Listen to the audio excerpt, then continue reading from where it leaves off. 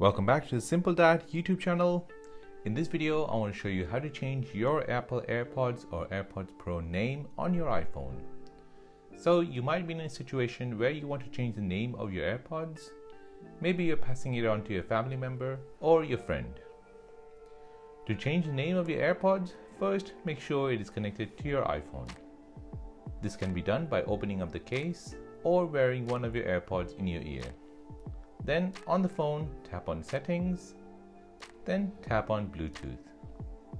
Now locate your AirPods and connect it by tapping on it. Majority of the time it will connect automatically and you don't need to connect it manually. Now once you see it's connected, tap on the eye next to Connected. You'll then enter in the AirPods settings page. Here you'll notice the name at the top. Tap on it to change it. Tap on the X to remove the existing name and then type in the new name.